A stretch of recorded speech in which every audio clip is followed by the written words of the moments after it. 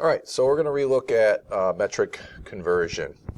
Talk about prefixes real quickly again, but then focus on those prefixes that we're going to encounter in lab most often, namely kilo, centa, milli, and the base unit. You need to be able to fluidly and competently move back and forth, especially in lab situations. It's not difficult. You just got to put a little bit of practice into it, and you'll be fine. Also, towards the end of this, we'll talk about Sig Figs. I'm not going to do a lot with it this year, but you are expected to know some basics about them from what you learned in chemistry. All right, so let's jump right into it. So I have here a chart that you have in your reference tables of all the major prefixes that change by 3 orders of magnitude. Okay, pretty straightforward. You should recognize a prefix in front of a unit when it happens, and then go to the reference tables if you don't remember what the prefix means. So, for example, if I have this number, 34GW, you should recognize the G as the prefix. That means giga, which you'd find right there. And that simply means 10 to the 9th, a billion. So the W stands for watts. You don't really have to know that for now. And if I want it in scientific notation, I take the 34. I can leave it like that, that's fine, and just translate the G. That just means times 10 to the 9th. And it's as simple as that. And you can type that in your calculator and multiply or divide it by whatever quantity might come up with that. All right, so next one. Again, the base unit is the M, the meter. So we have an N in front of it, lowercase n. That's nano, a small number. So I can leave it as 0.45 times 10 to the negative 9th meters, a very small number. In math, you might have learned I have to move the decimal over one place, so that would be 4.5, and then I'd have to change the decimal here. Since I'm making this number bigger, the 0.45 to 4.5, I'd have to make this smaller, so that would become times 10 to the negative 10th. Again, it's not a big deal in this class, but if you're wondering, that's how it works. Now, suppose I wanted to multiply those two numbers. Before I can multiply the 0.24 by the 34, I got to realize I have different prefixes in front of my meters. Okay, so I want to take care of those prefixes. So note that we want our answer in meters squared. So it's pretty straightforward. The K means kilo, that's 10 to the 2. So I'd say 0.24 times 10 to the 2. I'm sorry, kilo doesn't mean 10 to the 2, it means 10 to the 3, times 10 to the 3 meters, multiplied by 34 centimeters, which would be 34. Centa means 10 to the negative 2, right there, times 10 to the negative 2. And now I can simply multiply those numbers together. If I worked it out on a calculator, that would become 81.6 square meters. Okay? So dealing with prefixes isn't so bad. You just got to recognize that they're there. Now, let's look at a different way of doing metric conversion. So I have a list here of the 6 prefixes that are commonly found, where starting from the base unit 1, we can go to a tenth, so 10 to the negative 1, a hundredth, and a thousandth, and then 10 to the first, 10 to the second, and of course 10 to the third. And so it's pretty straightforward. I've underlined the prefixes, right? You may have heard of King Henry died drinking chocolate milk or something like that. And the idea is when we want to do a metric conversion, we just figure out which prefix we're starting with, which prefix we're ending with, and simply move a decimal over 1, 2, 3, whatever the case may be. So it's pretty straightforward. I'll do a little practice, and I want you to try some on your own. These are mistakes, and when it comes to lab, you should not be making. So get the practice now, feel comfortable with it. So let's say I make a measurement in lab. This one's probably not so realistic, but I got 2,345 centimeters, and I want to know how many meters it is. Okay, well, you can know that there's 100 centimeters in a meter, and you can try to divide or multiply, but sometimes kids get confused. They don't know whether to divide by 100 or multiply by 100. In this case, you divide by 100, because you're going from a smaller unit to a bigger unit. So if you want to take out the uncertainty, you do very simple. You locate the decimal on the number in question. Okay, so I'm going to rewrite that just because of space reasons. 2, 3, 4, 5. Hopefully remember from math, the decimal is really right at the end of the 5. So that's my starting point. So I'm going to go up to here, find centa, because that's what I'm starting with. I want to go to meters. Now there's no prefix in front of there, so I go to the base unit. So that goes 1, 2 decimals to the left.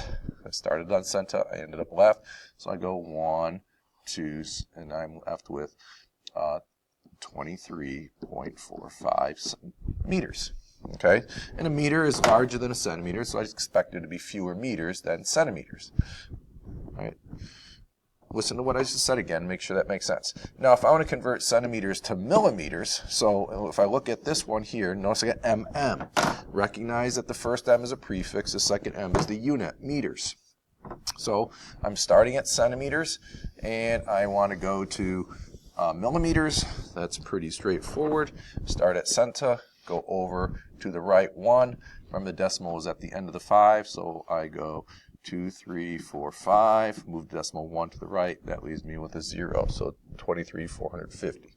Let me show you that more explicitly if you didn't quite catch it. There's my decimal, I go 1 to the right, so that means I have to add a 0. Right, so I'm going to do one more, and then I want you to try the rest. And then pause this, and then the answers are on the back, okay? So in a lab, we measure the length of a stretched spring is 5.6 centimeters, convert to meters, okay? So again, we're starting at centa. We want to end to the base, 1, 2 to the left. So I'm going to write my number here, 5.6. I go 1, 2 to the left, put a 0 in there, and I've got 0.056 meters. Note that my value for meters is smaller than my centimeters because a meter is bigger. Okay, so go ahead and try the other 4 real quickly. Again, the answers are on the back. If you still are struggling, then come in and see me about that. Okay, so hopefully you were successful. I'm going to go over these ones right now, and then there's homework. So we had 0.89 meters, so 0.89. We want to go from meters to centimeters, so I'm going 1, 2 to the right, 1, 2, and that's 89 centimeters. Next one, I want to convert grams to kilograms, so 234, the decimal is right there. So if I start at the base, and I go to kilo, 1, 2, 3. So 1, 2, 3, 0.234. 3.5 grams to kilograms. So again, the same thing. 3.5, we got to go 1, 2, 3. Put 2 zeros there. All right, and lastly, if I want to go from millimeters to centimeters, I've got 0.123 milli to centa, 1 to the left. Okay, so I got to go this way, and I've got 0.0123, and this should say centimeters. Alrighty, so I want you to try the more practices for homework, and again, the answers are right there.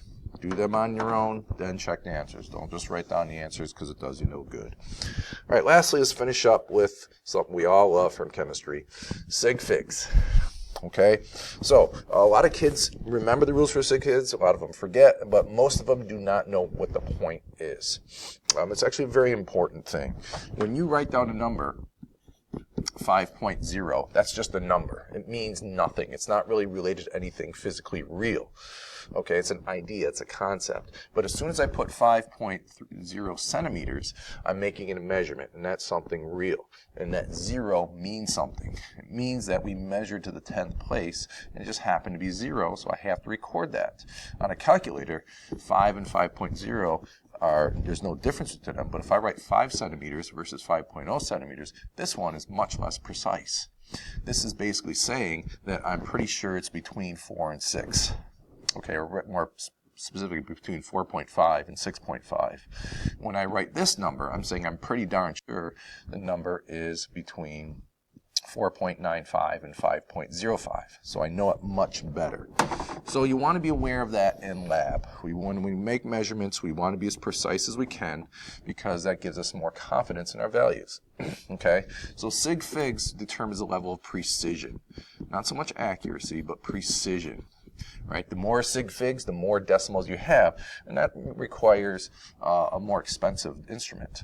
Okay, so you can tell that on an instrument because it has more graduations. All right. In other words, it has finer and finer number of markings between the numbers, so you can go down further and further. And there's a general rule I expect you to follow in lab, and I'm going to quiz you on it, is that you always measure out one place beyond the smallest graduation. Okay, so what does that mean? Well, let me show you with some examples, and then we'll finish up. So I have a sample ruler here, a centimeter ruler, and I've got 4 different things we can measure. All right, so let's say I have some bar A right here, and I've got it lined up as best I can with the 0 mark. Okay, so I go out to here, and I see that it drops right down there. So it's easy to read that this is between 2 and 3, and we can figure out that there's decimals between them. So it's 2.1, 2.2, 2.3, 2.4. Okay, that bar doesn't end exactly at 2.4, and it's not quite to 2.5, so you're allowed to go 1 beyond the smallest graduation being this, the millimeter. So I can say in example A, this is 2.4, and now I'm going to make an educated guess as to what the next decimal is. It's not quite halfway to 2.5, it's a little short of that, so I'm going to call it 2.43 centimeters. You might argue and say it's closer to 2.44, 2.42, but the point is you're making note that you actually measured out to that level. Okay, B is a little trickier one in a sense. So in B, it looks like it ends up right at the 1. So obviously it's 1 centimeter, but you can't just write 1 centimeter. That would be incorrect, even though it really is 1. This can go down to, as we saw in the last example, to the 100th place.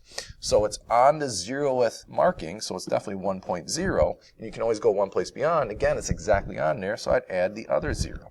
So I'm saying I know this out to the 100th place, that it's 1.00 centimeters, and that's significant. You don't ignore that. Okay, go ahead and try C and D, just to make sure you're following the rules.